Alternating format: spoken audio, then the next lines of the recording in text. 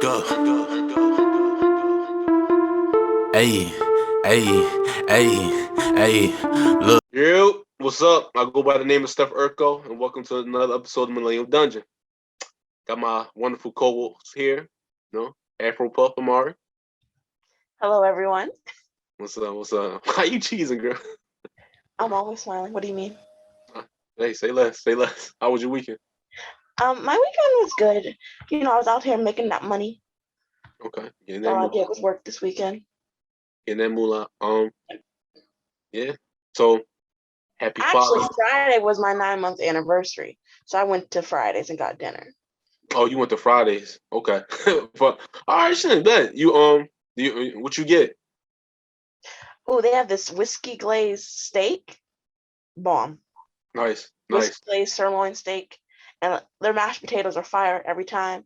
They got the cheese, they got the onions and listen. Or you gotta stop saying that because you're making me hungry. I ain't eating none. Me either. But Why happy didn't you fa- cook yet? Listen, I'm being lazy. Happy Father's Day. You know what I'm saying? It's Sunday today. You know what I'm saying? So yeah. So we know what the episode is about. We talk about Father's Day, but first we're gonna talk about our first segment. Juneteenth is also Juneteenth. Mm-hmm. So if anybody didn't know, Juneteenth is we celebrate June 19th of 1865 when slavery was officially abolished in America. So that's something that we celebrate. That actually became a national holiday. What, last year officially? Yeah, this is the second year Yeah. being So an official holiday. so what you feel about Juneteenth? Like, was it something that you were taught like when you were in school? No, not at all. Uh, I don't think I heard about Juneteenth until I was in high school. Um, Same for me. not no, I'm sorry, I misspoke. Not in high school, in college. That's when I learned about Juneteenth. Um, and it's funny, I didn't learn about it until I was in college. When you're on social media, people were talking about it, and then I taught when I was student teaching. I taught these rural white kids about it as like an intro because we were talking about slavery and like the Jim Crow era. So I was just giving them some background knowledge before we read like To Kill a Mockingbird. Mm, But that was the first time I ever even taught anybody about it. And this was like, 2018, okay, okay. fall of 2018. For me, I didn't really learn about Juneteenth till probably like high school too. Like probably like later in high school, probably like my junior or senior year. And Mm-hmm. it's something like I always knew the year that slavery ended. I just never knew the exact date. And it's weird because June 19th is on my grandma's birthday too. Oh, So that's kind of like a double celebration for us. So it was something that was pretty cool. Honestly, I feel like this is a holiday that's kind of long overdue when it yeah, comes to Juneteenth. So I'm kind of glad it became like actually an official holiday. right. But when we think about Juneteenth, like obviously we know as Black people we celebrate and stuff. But do you think other races really celebrate it, or you think it's just another day for them? No, I think it's going to take a while before it becomes like a true holiday where more than just Black people are celebrating it. I know the bank employees are probably going to be celebrating it tomorrow when they have the day off on Monday. Oh But hell yeah! um, and I respect it. You deserve your day off. But I don't think I don't think it's going to be like this big celebration that everyone is using. There's a little bit of mixing right now, but not nearly enough because a lot of people don't care Yeah, or they look for, they defend their bias. Let's put it that way. That's a nice way to put it. yeah, yeah. One of the reasons I asked because like I heard in the news that it was like a shooting in DC at like a Juneteenth festival. So Oh no. you see what I'm saying? It's like God damn, you see where I'm going with this shit, right? It, Yes. it's it's like I don't get like why motherfuckers can't just use one day just to celebrate. Why can't it be no bullshit? You get what I'm saying? Well, there's always got to be some BS stuff.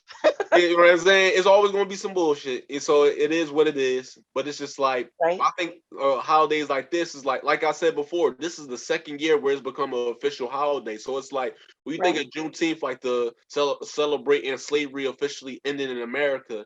you think it would be something that we would come together and celebrate and just be like, you know what, it's just gonna be a peaceful thing where it's like we get to celebrate and just be happy. Da, da, da. You wouldn't think something like this would happen. So it's just like, do you think like people really, I don't know, like really cherish this or really understand the importance behind this or no? Not at all.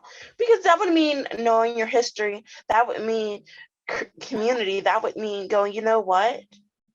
Our people have suffered enough, so let's stop trying to make each other suffer in other ways over petty BS. Yeah.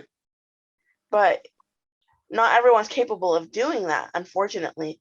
There's a lot of people who just are emotionally and mentally stunted. They don't value other people like they value themselves. So it doesn't matter, you know what I mean? And like I know I was on a Facebook comment and some white lady said, well, today's there's only one real holiday today. Take that or whatever. You know, so you still have to work against other people's attitudes. Because if they didn't, people only value what they grew up and were learned and like brought up learning about. And for a lot of people, slavery was quote unquote too long ago, so long ago, and it doesn't matter. They don't make the connections of what happened then is why things are the way they are now. So what that white lady said, she's like, it's only one holiday today, talking about Father's Day, right? Yeah, she is insinuating the only real holiday that's occurring today was Father's Day. That white lady, let's be honest here. Even if it wasn't Father's Day today, she would find another reason not to celebrate Juneteenth. She should have kept her mouth shut. Like, shut up. Oh, 100% was just prejudice, but you know what I'm saying? But I'm sure if I said that to her, I wasn't even the one in the comments talking to her. I was just scrolling, reading, because I'll be on Facebook like, you being nosy. Listen, the drama. I think it's crazy how the Facebook comment sections are often worse than the TikTok ones. Yeah, of course. Yeah, no. Yeah, it is what it is. You know what I'm saying? But like, I feel like Juneteenth is something that's kind of been long overdue, and I'm kind of glad we're making it official. But I wish like the younger generation, well, our generation as well, but it's just like especially on the people that are like younger than us, like really understand like the significance of behind Juneteenth, because I feel like a lot of us like look at just another day off, like we did a long time ago with Martin Luther King Day when that became a holiday.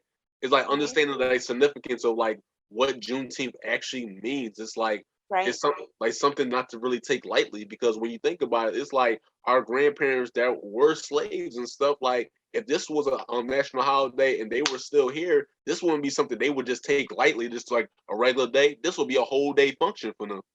You get what I'm saying? I do. I think the importance of it though will come with education and programming and celebrations, and not just limiting the talk of slavery to February and to Juneteenth. Yeah. You know, slavery is just a part of American history. Let's talk about it, and let's talk about the ramifications of it. Let's stop being afraid of hard conversations because you might quote unquote offend somebody. These are offensive acts. They're acts of hate. They're acts of violence. There's no way to sugarcoat that. And if you feel bad because your ancestors did something, that shows you've grown.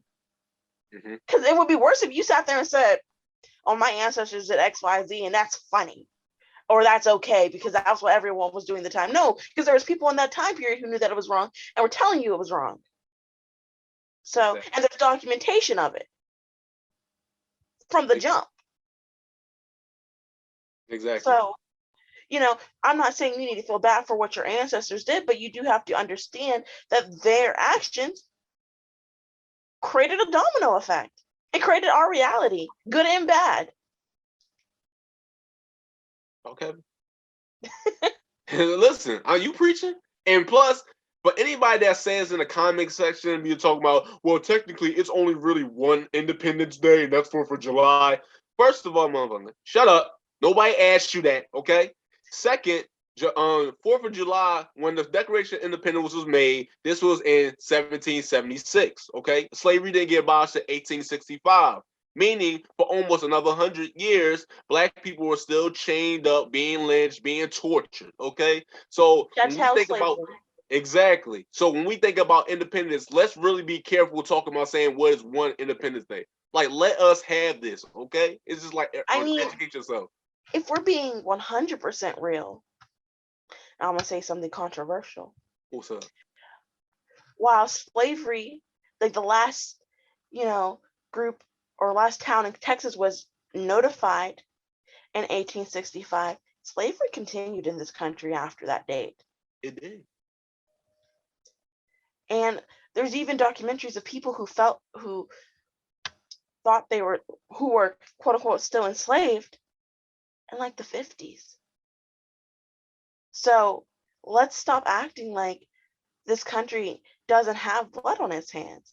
Let's stop acting like that we can't acknowledge the harm that's been going on. Exactly. And plus, let's be honest here. Even when slavery did end, it ain't like shit just went up from there. You get what I'm saying? It's not like it was like, okay, we slaves now. Oh, now we got wealth. Now we got education. No, the people that were enslaved for years and years and years and had those kids born into slavery, they had no education. And they didn't know how to read. So they didn't know how to go and get money. You get what I'm saying? There's still a lot of barriers that Exactly. prevented people from living a happy, healthy life. Exactly. So it's just like, it's almost like we kind of I had to mean, start from scratch. sharecropping wasn't much better. No, it wasn't. So it's just like, it was still obstacles that we really had to overcome, and like so it wasn't like slavery just ended from that point. It was like, it was still certain things that barriers, like you said, that we had to get through. It was still things that we had to teach ourselves in order to become better. So when people was like, okay, slavery is over now, you happy? No, I'm not happy. I still gotta go through shit. You get what I'm saying? Right. So right. How do you feel about people saying it's kind of like a token holiday, like they kind of just gave it to us to appease us? What, Juneteenth? Mm-hmm. I get what people saying. I'm on the fence about it. I kind of get what they saying, because for real, like, if we gonna be I'm gonna keep a buck here. We black people, we don't need another holiday. We need something to happen to our community. I'm saying, Gotcha. You know what I'm saying? We don't need another holiday. We need some like economic wealth. You know what I'm saying? We need our community to grow. So I kind of get what you're saying. Like, I don't need another person telling me, oh, here's a holiday or here's another festival. Are you happy? No, I want my community to be uplifted. I want economic growth. I want like us to come together more. I don't need you to tell me and throw me a bone when you having a whole steak and lobster. You get what I'm saying? Right. Because people were celebrating it even when it wasn't an official holiday. Yeah, that's true. Because this I saw like a little TikTok that this was celebrated back in the 80s too. It's been being celebrated basically since it happened. Yeah, you know what I'm saying? So in communities and pockets. Yeah. But like, I'm not gonna say like, oh, I'm not gonna downplay Juneteenth, like, oh, this is bullshit or nothing like that, because no, because our ancestors, like, this was something they dreamed about. Our great grandparents like dreamed about slavery being ended. You know what I'm saying? So it's like, I'm not going to disrespect their name and being like, man, this is bullshit. Juneteenth, the end of slavery. No, because this is something that my ancestors wanted to happen. This is something they dreamed and cried about and prayed about. You know what I'm saying? So this is something that, like, I'm what they say, like, I'm my ancestors' wildest dream. You know what I'm saying? This is something like we celebrate in their honor and their memory. There is pay tribute to them, like, yo, we're here, we're still thriving. You know what I'm saying? So making it work even against the obstacles and the barriers. Exactly. That's something that black people have always been good at, just pushing through the bullshit and just keep moving, keep pushing. So anybody out there, despite what happened in DC with the shooting, it's just like, just be safe out there and just try to be as positive as possible, because like I said, our ancestors died for us to be able to celebrate something like this. You know what I'm saying? To be free, to make the choice to celebrate and just be around each other. That's all I got to say about that. Now, talking about Father's Day. Yes. Well, I think it's a very cool thing that Juneteenth and Father's Day are happening on the same day this year. So all I got is, well, I have lots of things to say, but first I want to say, congrats or happy Father's Day to all of the Black fathers out there. Today's your day. I feel like they need a little extra uplifting today because of it being Juneteenth. Sure, for sure. Be honest. What you Because be you out getting? here doing it What despite. you get your dad? I don't Um, mean to cut you off. I bought him a Miami Dolphins t-shirt. Yeah. Is he a Dolphins fan? Yes. Okay. All right. Since the 80s. He's a Dolphins fan. He's a Heat fan. Okay. Okay. Is he from Miami? Not at all. Okay. He was born in Meridian, Mississippi, and moved up to Erie, good old Erie, PA, when he was like less than 6 months old. See, the reason why I asked you that is because like my dad never wants anything. I be trying to get my dad to. I'd be like, yo, what you want to do? Like, what you want me to get you? Man, I just need peace of mind, man. I just Things you can't provide. Yeah, like I can't provide that. That's not at Marshall's clearance rack. Like the fuck, Right? I can't like put me that and on my credit card. right, exactly. Like, and then me and my sister like, yo, you think we get that? Like, a toolkit because my dad like to fix cars on his spare time and stuff like that. We try to get him that, man. Don't be wasting your money on that. I got my own set. I got certain tools and stuff like that. I have to get it because buying from my dad is like impossible. Yeah. He's gotten a little better the last like year and a half, but my brothers and I were at a point where like, I'm not buying you shit. I'm not buying you nothing. And not because you don't deserve maybe to have something bought for you, but you harass us when we do. Like, how much did this cost? Oh, you shouldn't have bought this.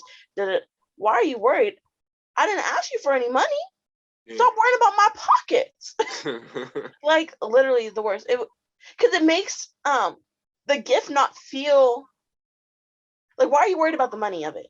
Yeah. Like, that doesn't matter. You sound unappreciative. Yeah. Because I spent money on you. So make it make sense. Yeah.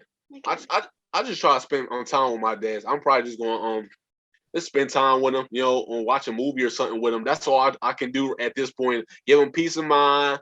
You let him sleep. Maybe buy him a 6-pack. You know what I'm saying? That's all I can do. Like I'm saying. My father doesn't even drink. Yep. I've not drank my whole entire life. Like I've never seen him have a beer, a glass of wine, nothing. So that doesn't work. He's diabetic, so I'm not buying him any sort of like sugary beverages. Absolutely not. He buys enough on his own. And he's been gone all day. Yeah. Like I have not seen this man yet. Yeah. So and it's what? Late.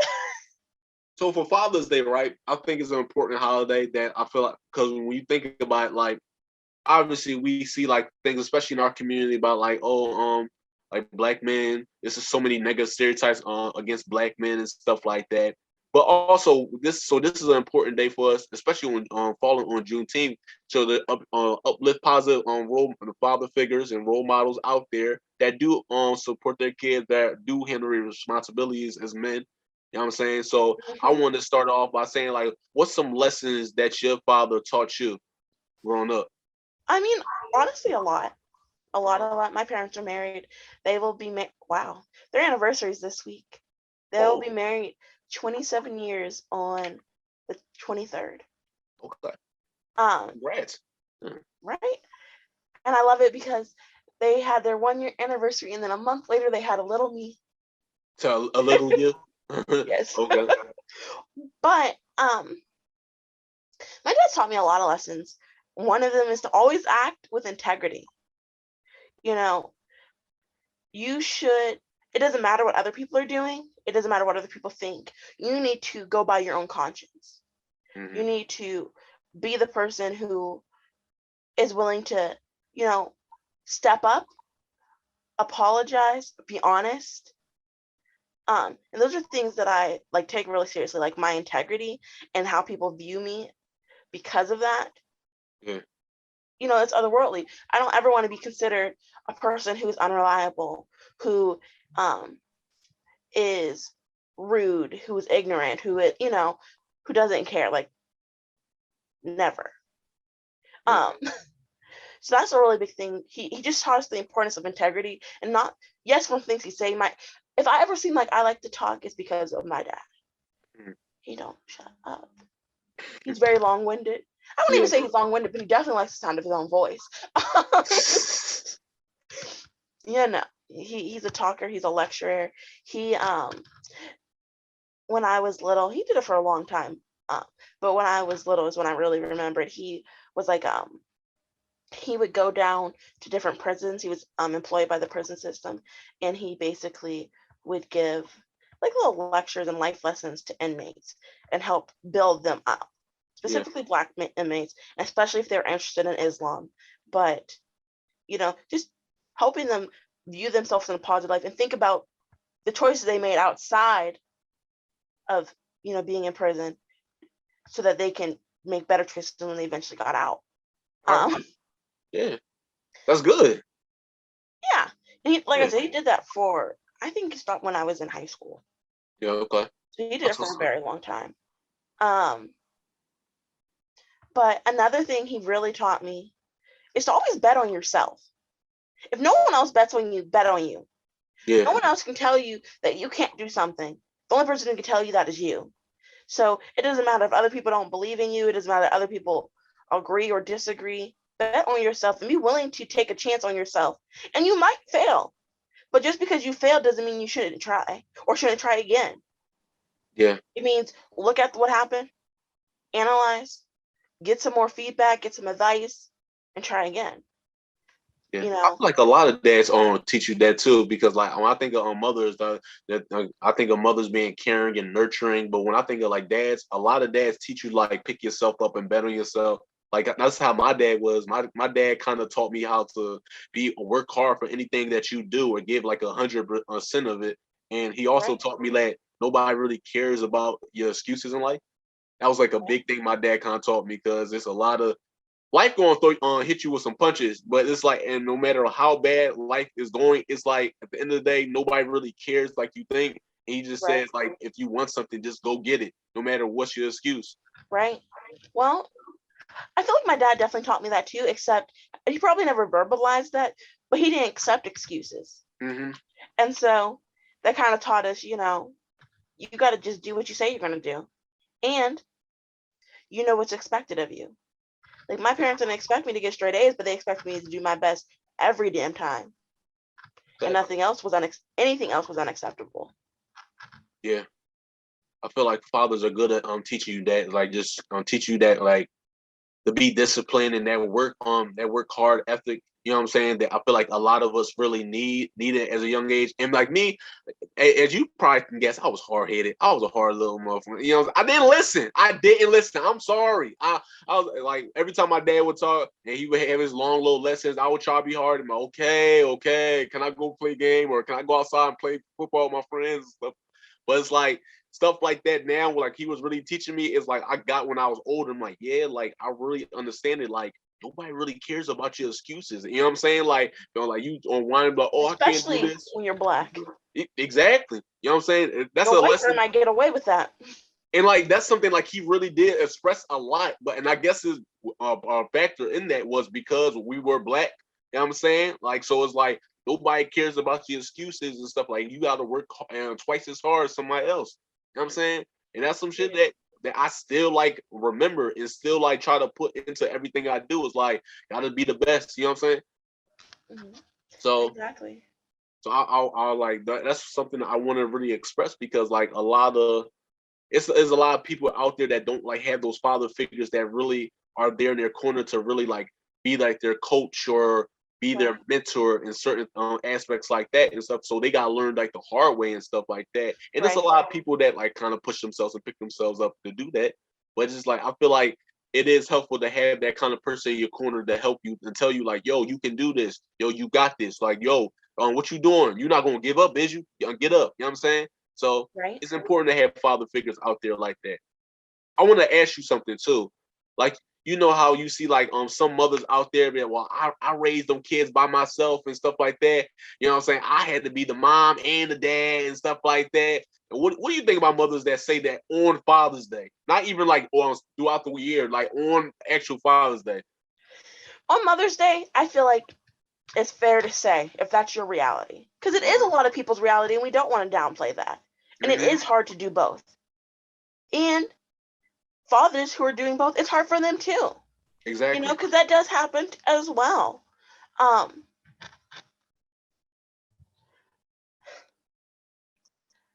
Now, I don't think it should be said, because we do have Mother's Day, and it's not about you today. It's not, and you can feel that way.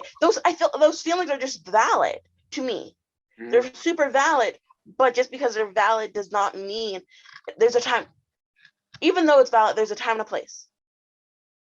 There's a time and a place to be like, damn, I'm really out here doing this mom thing and this dad thing, or trying to do this dad thing because I don't have another option. Trying to find maybe solid, reputable, consistent men to help fill that void, but I'm also I'm in the trenches by myself. You can feel that. But on Father's Day, let's acknowledge the fathers.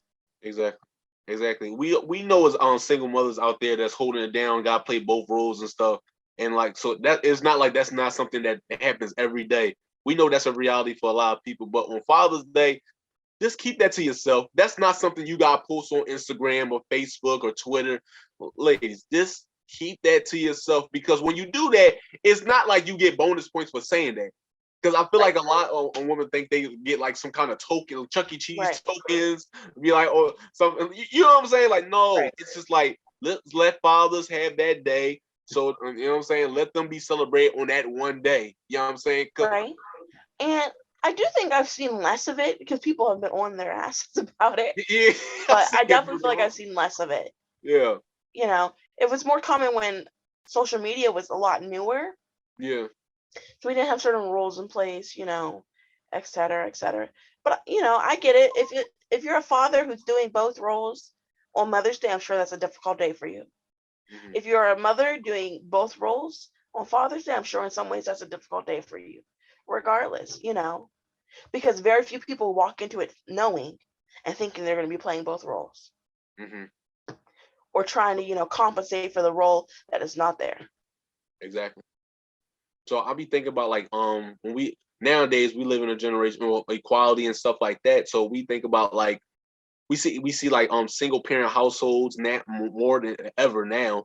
You know what I'm saying? Especially in this generation. So I think about like back in traditional days where a family household was mother, father, then the kids. You know what I'm saying?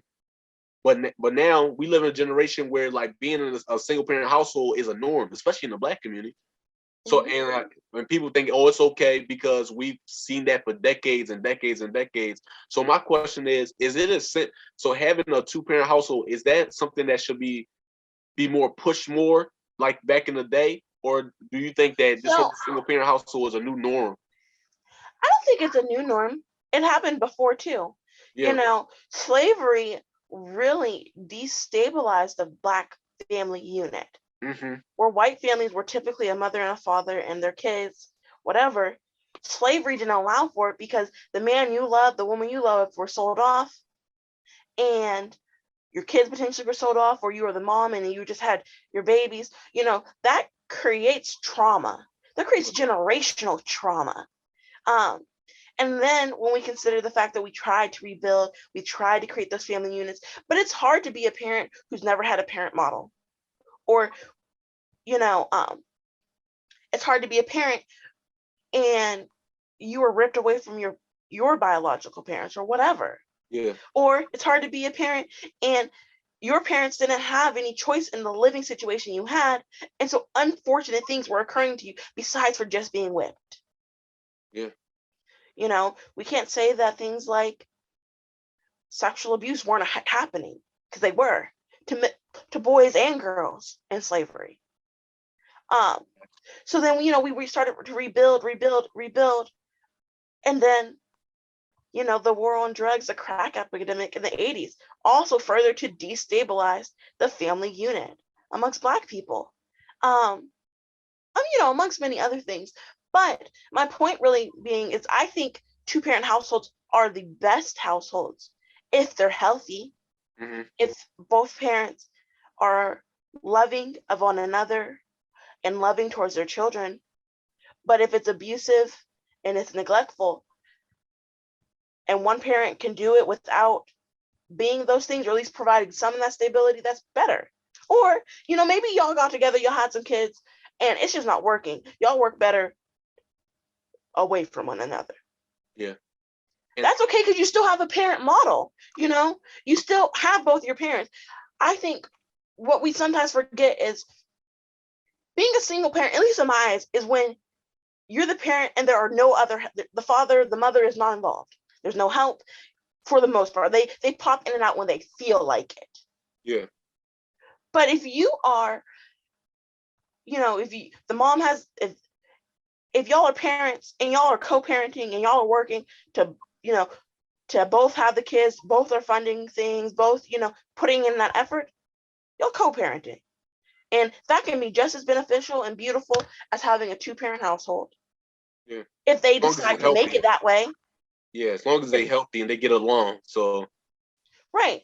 That's what I'm saying. It's all on the parents. If they decide to make it healthy and good and do what they're supposed to do, because those children are not asked to be here, then it'll be fine. It's what you make of it. Right. And don't let any boyfriends, girlfriends, whoever, mistreat your kids. Thanks. You know what I'm saying? And I'm glad you kind of said something too about generational curses too, because like a lot of us, I hate to say it, in our Black community, like a lot of us like don't really have like those father figures in the household to really show you how to, how to be men, or like how, or what a functional family should look like. You know what I'm saying? What a healthy relationship looks like. Exactly. So when you see like those father figures that, or you say, oh, my dad ain't shit, or my dad's strict, or he didn't know how to show his love and stuff, like before you really judge him, you gotta also think like, well, did he know his father? Because a lot of the times that trauma is passed down. You know what I'm saying? Because he probably don't know how to treat you right, because his dad never taught him how to treat his kids right.